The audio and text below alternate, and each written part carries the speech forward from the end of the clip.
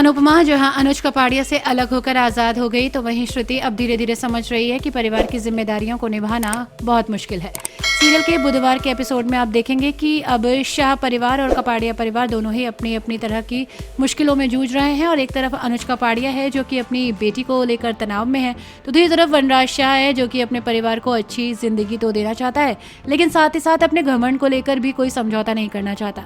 इसके अलावा पाखी के दिमाग में अलग ही प्लानिंग चल रही है।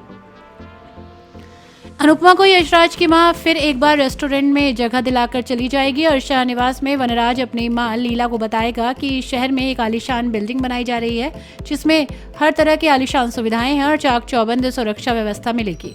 वनराज अपनी मां को बताएगा कि वो चाहता है कि उस बिल्डिंग में फ्लैट लेकर शिफ्ट हो जाए। हालांकि लीला इस बात पर अड़ी रहेगी कि वो इसी घर में रहना चाहती है। समझाने पर वो कहेगी कि अगर बाबूजी मान जाएं तो मैं भी राजी हो जाऊंगी।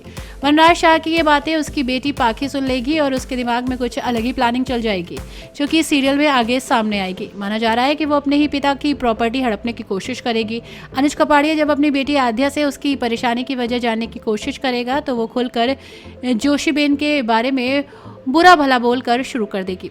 वो कहेगी कि हम लोगों को जोशीबेन से दूर रहना चाहिए। अनुज उसे डांटेगा कि वो इस तरह बातें क्यों कर रही है, तो वो बिना कुछ कहे फिर वहाँ से चली जाएगी।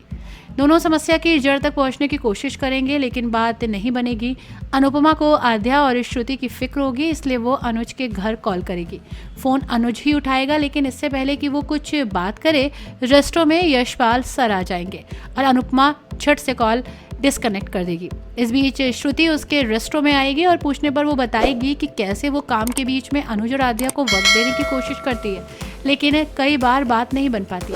अनुपमा श्रुति में अपना अतीत देखेगी और उसे समझाने की कोशिश करेगी। आगे क्या होगा जानने के लिए जुड़े रहिएगा हमारे साथ।